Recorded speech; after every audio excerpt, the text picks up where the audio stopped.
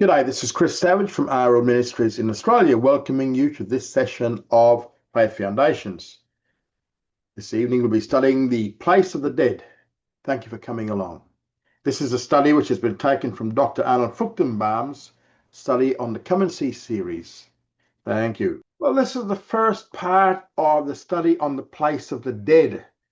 And we're going to look at just a little passage here in Luke 16:22 says, "And it came to pass that the beggar died and that he was carried away by the angels into Abraham's bosom." We're going to see what Abraham's bosom is as we get there.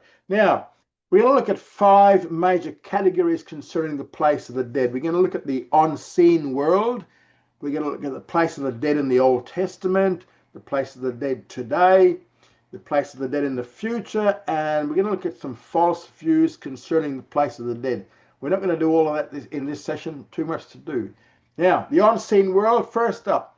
Now, in the unseen world, we're going to look at Sheol, we're going to look at Hades, Abaddon, the pit, the abyss, Tartarus, hell, Gehenna, lake of fire, Abraham's bosom, paradise, heaven, and the New Jerusalem.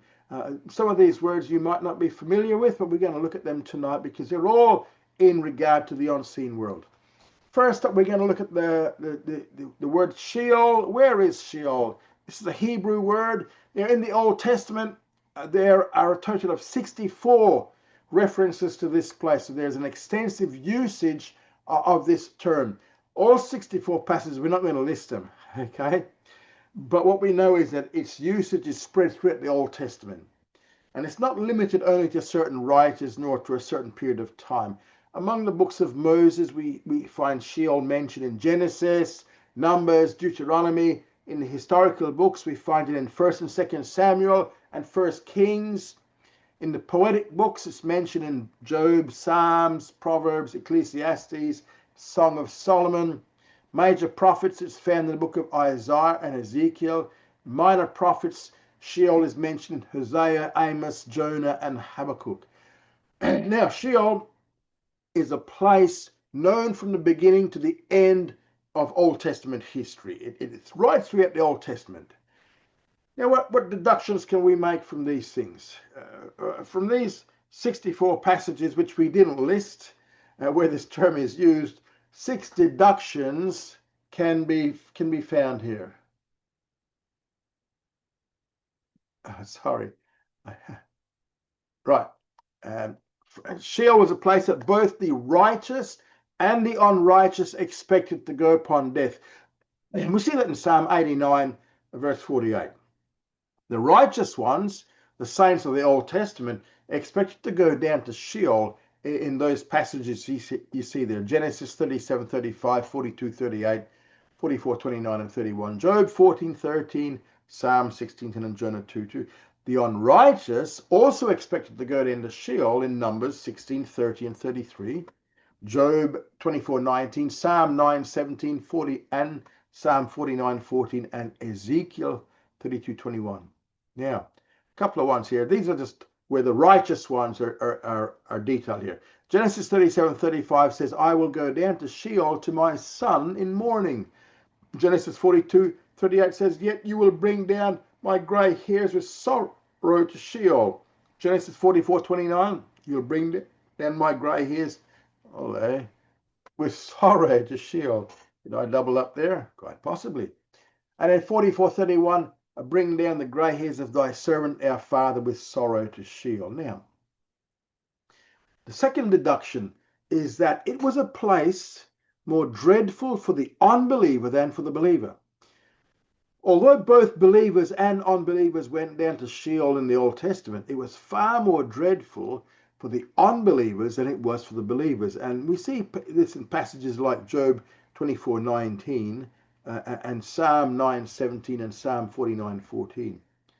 So the third deduction is that there are different levels or compartments in Sheol, and the fact that there are references to the lowest Sheol teaches the fact that there are different levels in Sheol, or there are different compartments in Sheol.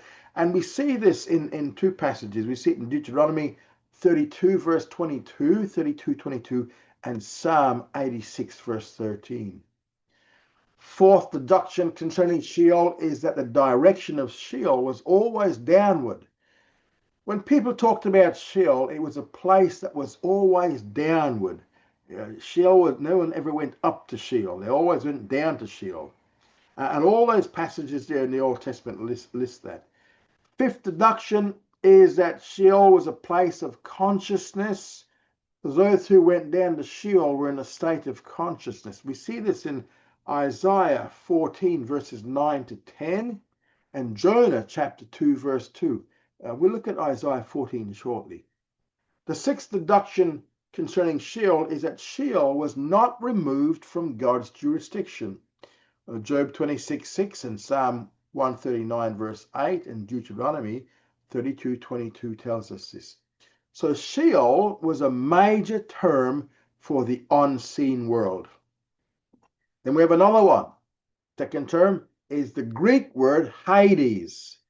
It's only, and because it's the Greek word, it's only found in the New Testament. This is it. Word Sheol is in the Old Testament.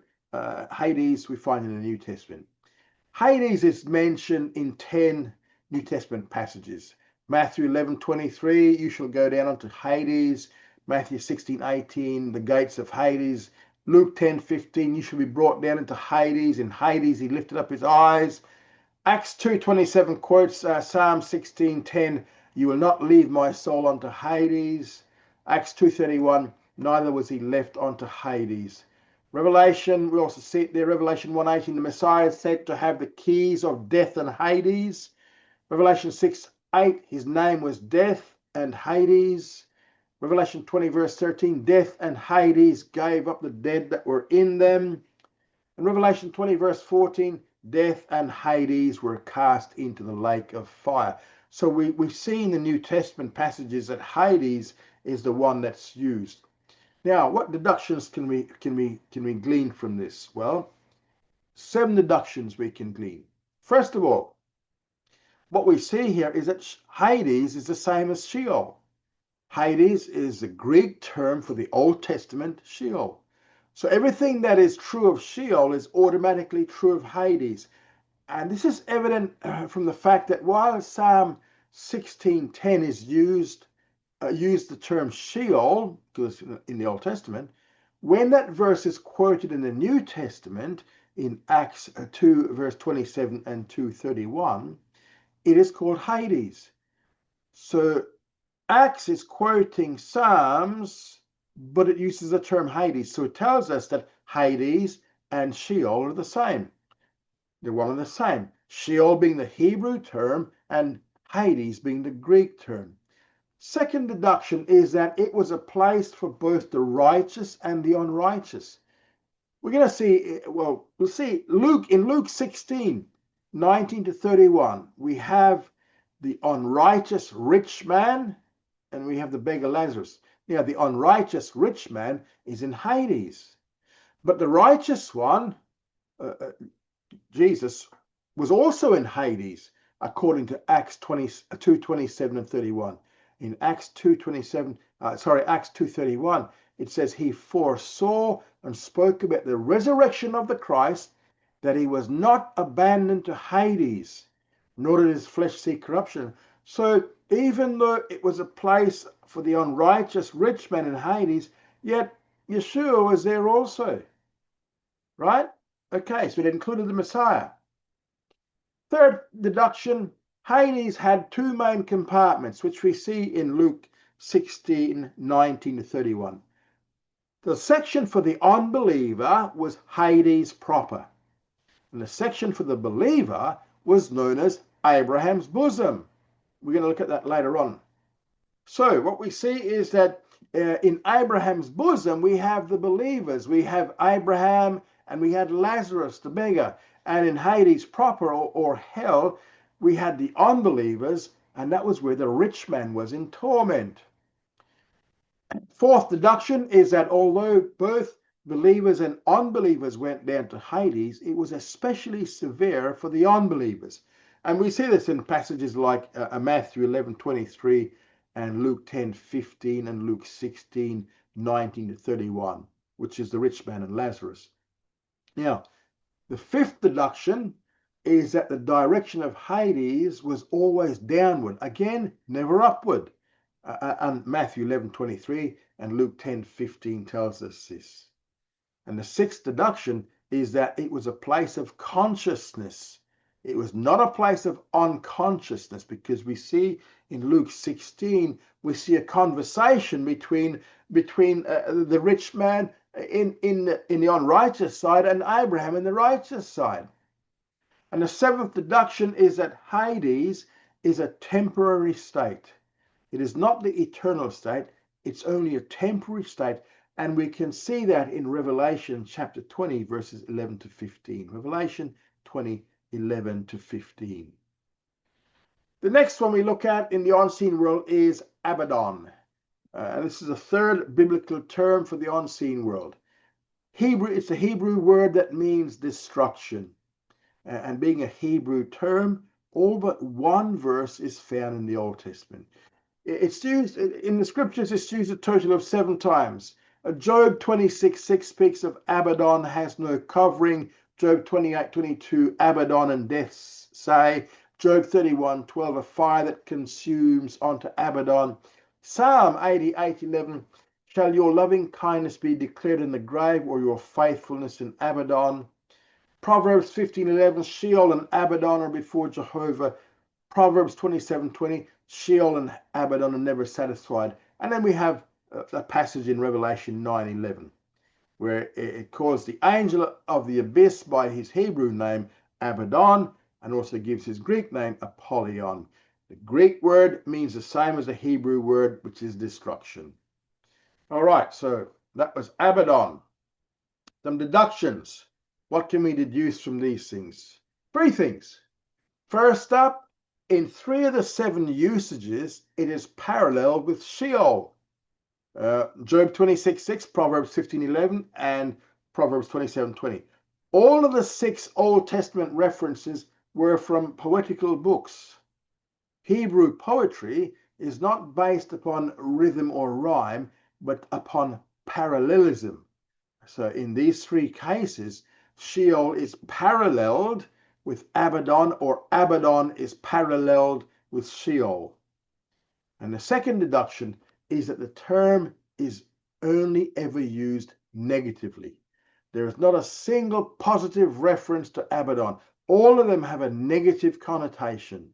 And then the third deduction is that Abaddon is a Hebrew name for the unbeliever's side of Sheol or Hades. Now, it has been pointed out that Hades consists of 2 major compartments, a side for the righteous and a side for the unrighteous.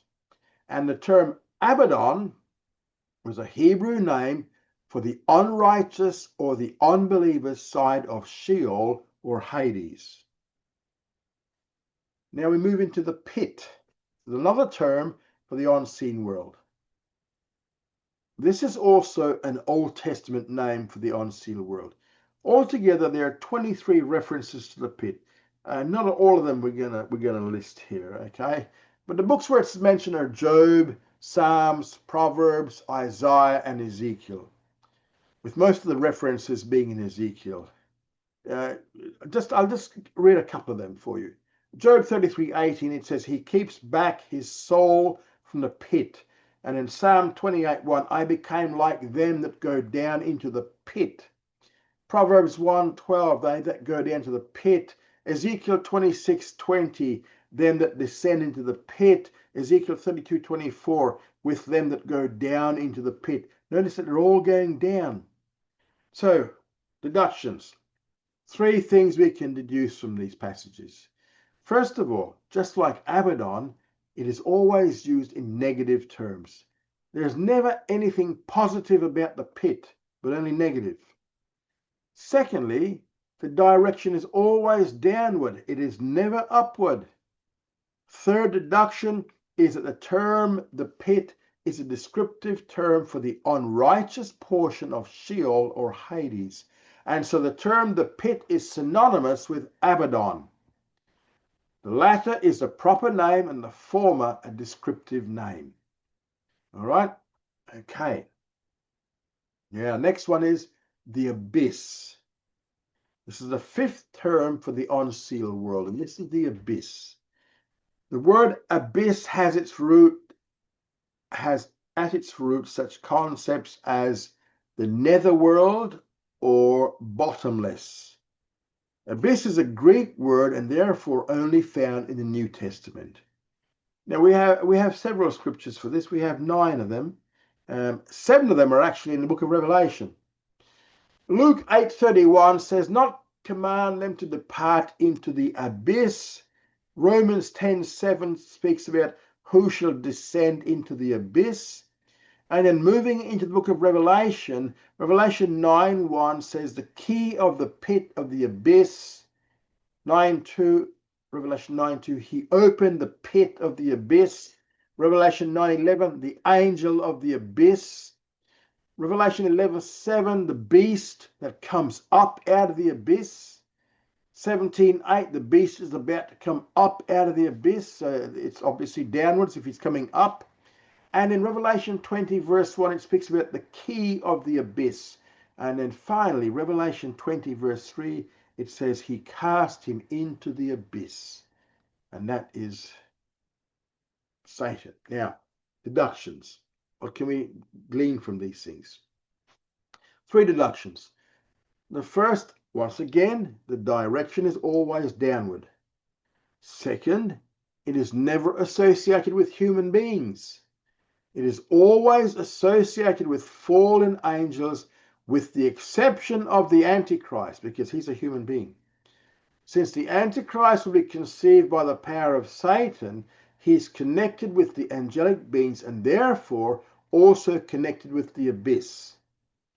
Third deduction that can be made about the abyss is that the abyss is that section of Sheol or Hades which is a temporary place of confinement for fallen angels.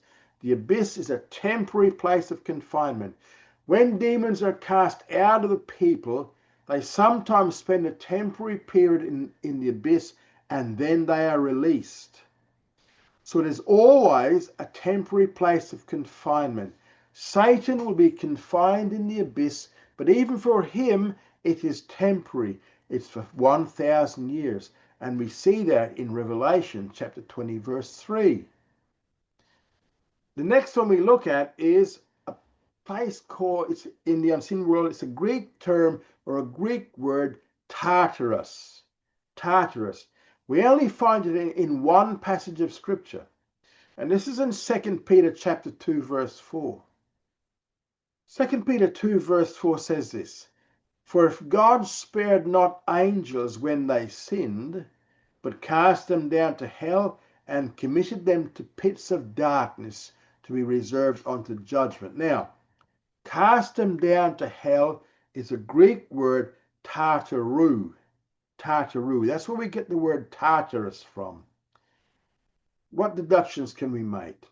It's only one verse. What does it tell us? It tells us 5 things, actually.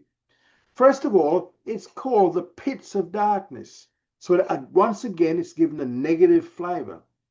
Secondly, it's a place for fallen angels. Third, it is connected with the fallen angels in connection with Noah.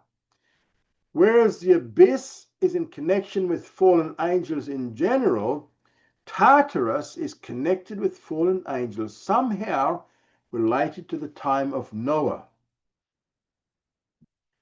Fourth deduction is that the angels mentioned in this verse are obviously the same angels mentioned by Jude verses 6 to 7. Because of the connection between 2 Peter 2 verse 4 and Jude 6 to 7, Jude 6 to 7, not Jude 67.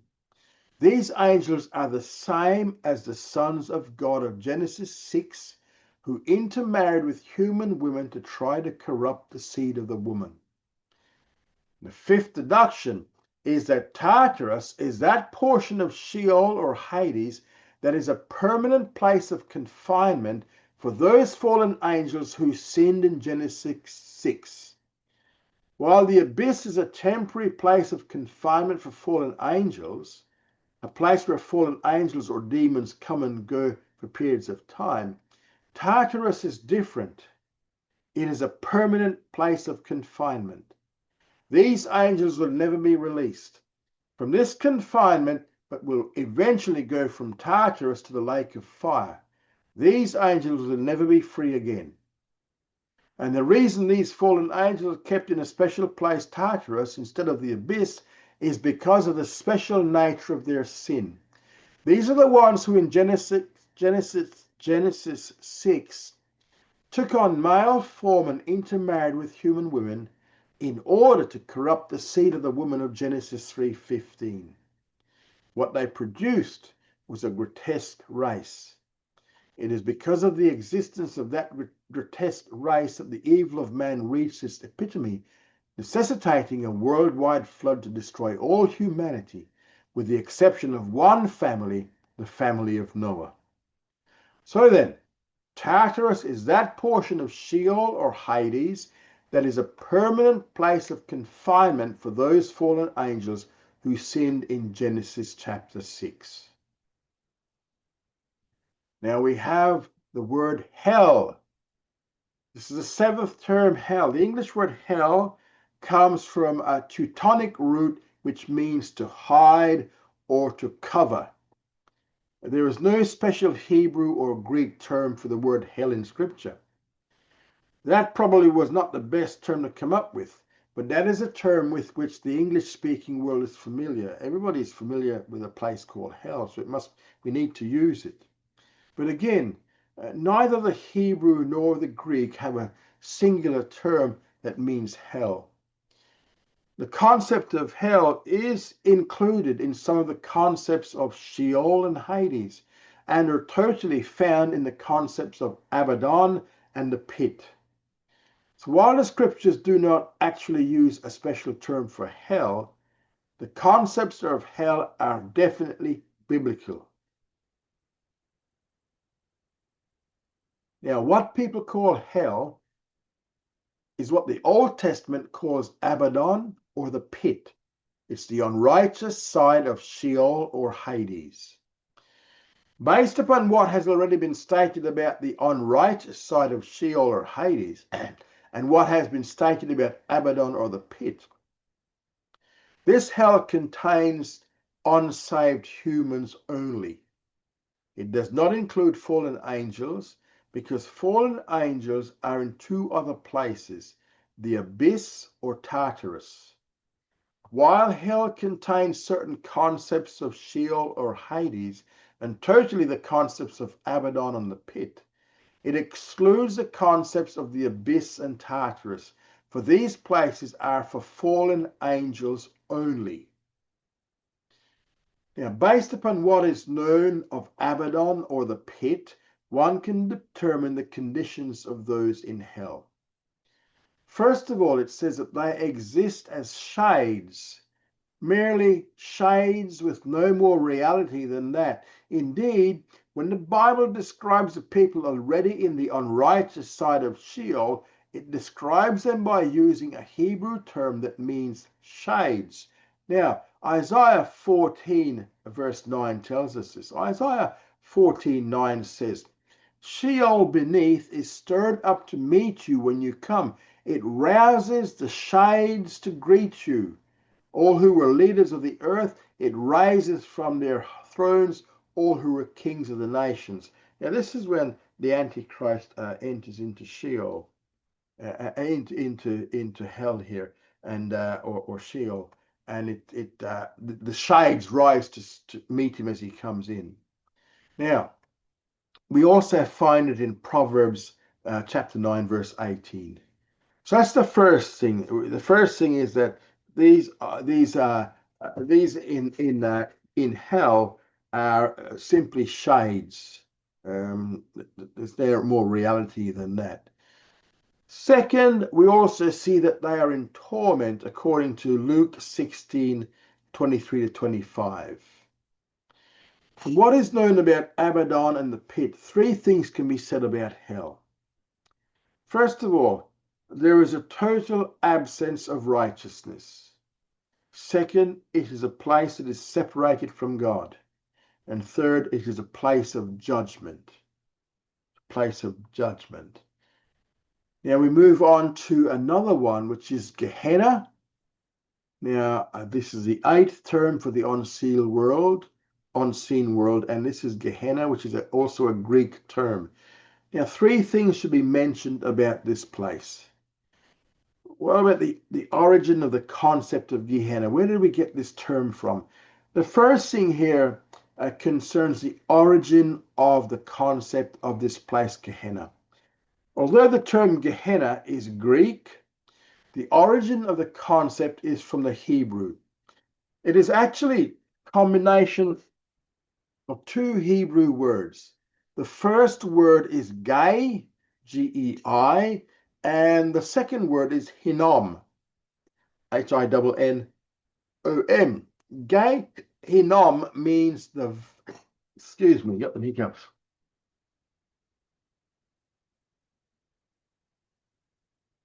Gei Hinnom means the Valley of Hinnom.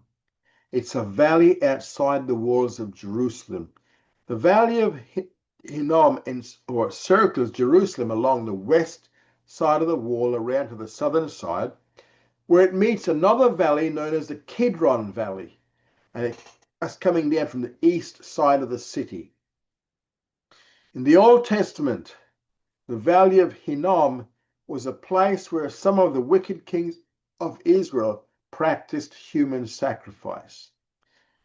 The practice of human sacrifice meant that it was a place for the burning of humans. We see this in places like 2 Kings 23:10 and 2 Chronicles 28:3 and 2 Chronicles 33 verse 6. Isaiah 30 verse 33 also speaks of this, along with Jeremiah chapter 7 verse 31 to 32 and Jeremiah 19 verses 1 to 15. So the origin of the New Testament Gehenna comes from the Hebrew words Gei Hinnom. The Old Testament concept of the burning of humans physically moves into the New Testament concept with the word Gehenna. And this describes the unseen world and the eternal burning of humans. Now, some scriptures about Gehenna. There are 12 references to Gehenna. 11 of these references are in the Gospels. 1 is outside the Gospels. I'll just give you a couple of them. Matthew 5:22 says, "You fool shall be in danger of the Gehenna or fire." And in Matthew 5:30, "Not your whole body go into Gehenna." Your whole body will go into Gehenna. Matthew 10:28, "Fear him who's able to destroy both soul and body in Gehenna." And then Matthew 18:9 says, "Can be cast into the Gehenna of fire." Where else? Mark, talking about cutting off your 2 hands to go into Gehenna. Mark 9:45, having your 2 feet to be cast into Gehenna. James 3:6, it speaks about, and is set on fire by Gehenna. So we see mainly the Gospels uses that term. A couple of deductions here for them. First of all, Gehenna is the eternal abode of the lost, both angels and man. Second deduction about Gehenna is that the punishment includes both soul and body. That is why Gehenna must not be translated as hell, nor should it be equated with hell, because hell, as we're going to see, is a temporary place and it is for the soul only. But Gehenna is an eternal place, and it includes both the soul and the body. The third deduction is that it is an eternal torment. Hell is temporary, but Gehenna is going to be eternal. Fourth deduction is that Gehenna is associated with fire, and fire is the source of torment. Now, the lake of fire. This is the 9th term for the unseen world, the lake of fire. Now, some scriptures. It's found in 4 passages of scripture, all of which are in Revelation. Revelation 19:20, it speaks of the beast and the false prophet. Both of them are cast into the lake of fire. Revelation 20 verse 10 states that Satan is thrown into the lake of fire. Revelation 20 verse 14 says death and Hades were cast into the lake of fire. And Revelation 21:8, which states that the lake of fire is called the second death. From these four references in Revelation, one can make four deductions. First, lake of fire is the eternal abode of all lost ones, angels and men. Second, the punishment includes both the soul and the body. Both death and Hades are cast into the lake of fire. Now, death refers to the material part of man, the body. Hades refers to the immaterial part of man, the soul and spirit. So the lake of fire is a punishment for both of these, both the body and the soul or spirit. Third deduction is that the lake of fire is the same as Gehenna. Gehenna is one term, lake of fire is another term, that both refer to the same thing. Fourth deduction is that the lake of fire is associated with fire and brimstone as a source of torment. Place of the second death, eternal separation from God. Now we have Abraham's bosom. Now the scripture, while in the rabbinic writings, this is a very common term. In the scriptures, it's only found in Luke chapter 16, verses 22 and 23. It came to pass that the beggar died and that he was carried away by the angels into Abraham's bosom. And the rich man also died and was buried, and in Hades he lifted up his eyes, being in torments, and sees Abraham afar off and Lazarus in his bosom. Okay, these hiccups are a bit annoying, aren't they? Now, what can we deduce from this? I only find it in 2 verses here. Oops. Nevertheless, 6 things we can find from this. First, Abraham's bosom is for righteous ones only. There are no unrighteous ones in Abraham's bosom. Second, it's located adjacent to hell. It's not in hell, but is located adjacent to hell, so that those in hell, like the rich man, are able to see what is going on in Abraham's bosom, though they have no way of getting there. Third deduction is that while hell and Abraham's bosom are next to each other, they're separated by an impassable gulf, which we see from Luke 16. Although each side can see the other and those in them can converse with each other, they cannot cross over from one to the other. The fourth deduction is that Abraham's bosom is that portion of Sheol or Hades, which is a place for the righteous, whereas hell was the place for the unrighteous humans. Fifth thing about Abraham's bosom is that the term is a figure of speech. It's describing a guest at a feast. And this guest is reclining on the breast of his neighbor. If you remember, in the Gospel of John, John was reclining at Yeshua's bosom on the feast of Passover. This is what Lazarus was doing in Abraham's bosom. So this is a figure of speech of a guest at a feast, reclining on the breast of his neighbor or his host. The sixth thing about Abraham's bosom is that it symbolized blessedness after death. While Lazarus did not do so well when he was living as far as the material world was concerned, after death he was indeed in a state of blessedness. Then we have paradise. This is the 11th term concerning the unseen world, paradise. The Greek word and its Hebrew equivalent means a royal park or a garden. Now, this is a New Testament term only, and it is found in 3 passages. The first we find in Luke 23, verse 43, where Jesus said to the other person dying on the cross, he says, "Today you shall be with me in paradise." Now, second passage is 2 Corinthians 12, verse 4, which states that Paul was caught up into, well, he says, a man, I do not know. He says, but Paul was caught up into paradise. Third passage is Revelation chapter 2, verse 7, which speaks of the future. It speaks about the tree of life will be in the paradise of God. So the deductions from this, well, from these three passages, four things can be deduced concerning paradise. First of all, it is a term describing the abode of the righteous ones, no matter where that abode may be at any point in time. In Luke 23:43, Jesus says, "Today shall you be with me in paradise." So it is the same as Abraham's bosom, because at that point all the righteous ones went down to the righteous side of Sheol or Hades, known as Abraham's bosom or paradise.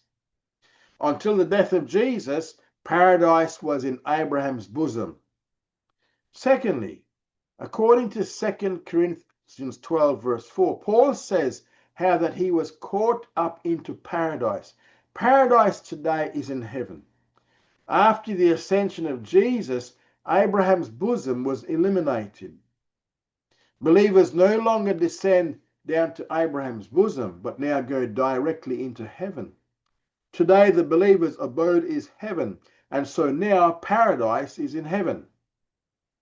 Third passage, Revelation 2, verse 7, "To him that overcomes, to him will I give to eat of the tree of life, which is in the paradise of God." Again, this is speaking of the future when paradise will be in the New Jerusalem, which means that the abode of paradise will change again. As the New Jerusalem on the new earth will be the abode of all believers after the Messianic kingdom, even so, paradise is going to be in the New Jerusalem. To summarize this here, from Adam until the ascension of Jesus, paradise was in Abraham's bosom. From the ascension of Yeshua until the end of the millennium, paradise is in heaven. Then after the millennium, after the 1,000-year kingdom, and for all eternity, paradise will be in the New Jerusalem on the new earth. Then we come to the last one we'll do in this session, heaven. Another term for the unseen world is heaven. Heaven, we're going to look at 3 points here. The first point is the distinctions. The Bible speaks of 3 different heavens, but not all 3 are concerned with the unseen world. First heaven is the atmosphere, because that is the heaven where birds are flying.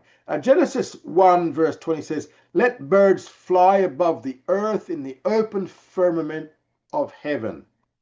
Genesis 1:26 and Jeremiah 4:25, along with Haggai 1 verse 10, and Matthew 8:20 speak of this also. Now, Matthew 13:32 says that the birds of the heaven come and lodge in the branches thereof. So again, the birds are in this heaven, this first heaven we're talking about here.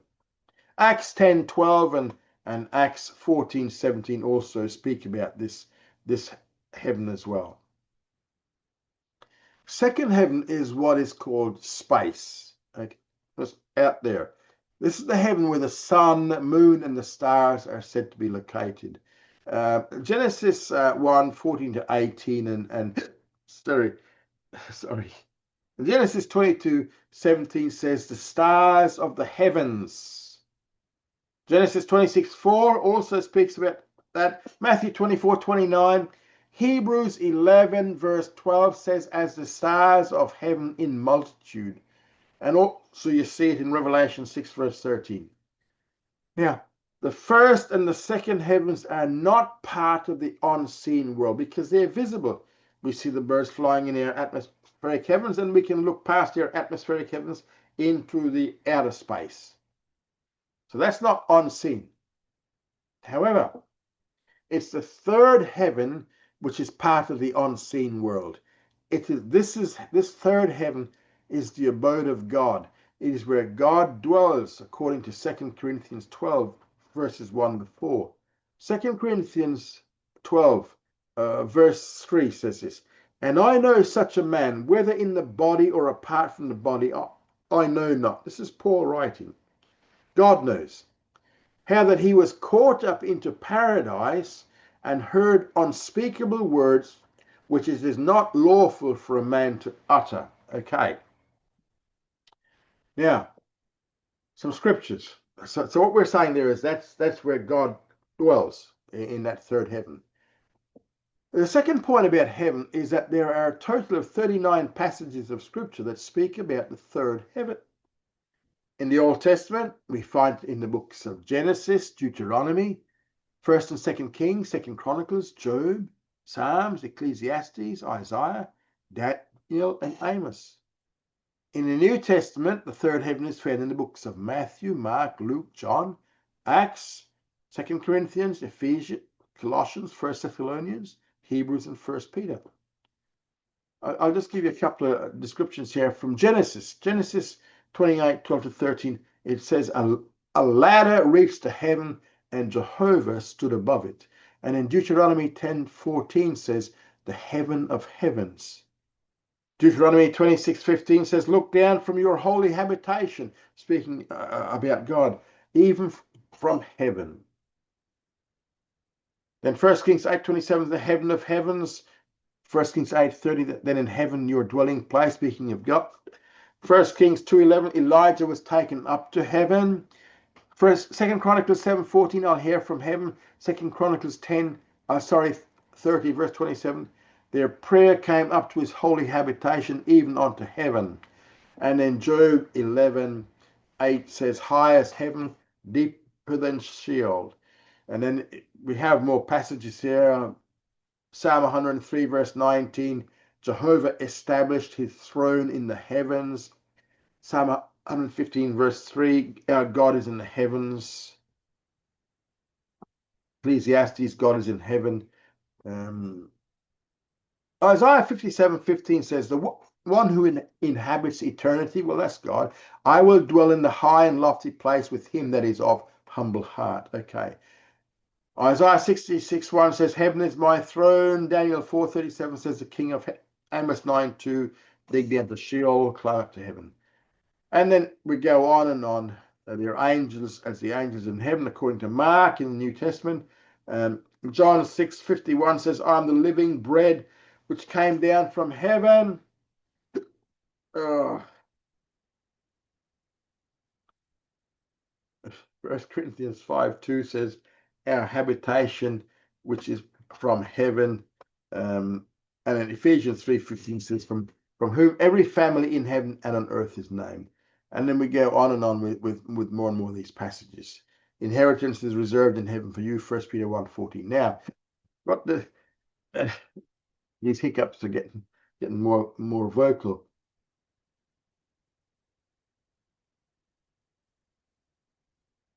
Okay. What deductions can we make? 8 deductions from those 39 references, which I didn't read all of them. First of all, the existence of the third heaven, the abode of God, has been testified of by eyewitnesses, for there are eyewitnesses who have seen the third heaven. Yeshua, who came from there, or Jesus, who came from there, testified to its existence in John chapter 6. Paul was caught up to the third heaven to receive special revelation. 2 Corinthians 12:1 to 4. The Apostle John saw a vision of the third heaven and was even told to come up there to be shown things to come. He witnessed things in heaven and wrote about them throughout the book of Revelation. So its existence has been testified to by eyewitnesses, Yeshua, Paul, and the Apostle Paul, the Apostle John. The second deduction concerning the third heaven is that it is the abode of God. It is where God lives. Third deduction is that it is also the abode of the elect angels. This is where the good, elect, holy, unfallen angels reside as well. The fourth deduction is that heaven is a real and definite place. And the fifth deduction is that heaven is always upward. It is above the earth. It is above the sky. It is above space. It is out there somewhere. It is above the earth, above the first heaven, and above the second heaven. The sixth deduction is that it is also the place from where God rules. This is where God rules providentially, rules by sovereignty. Every aspect of his rule is from the third heaven. The seventh deduction is that this is the place where God receives worship. And the eighth deduction is that it is now the home of departed saints. No longer do believers go down to Abraham's bosom, they now go directly into heaven. It is the home of the departed saints. And this is where we're going to leave it for this session. Thank you for coming along. Study hard, grow strong.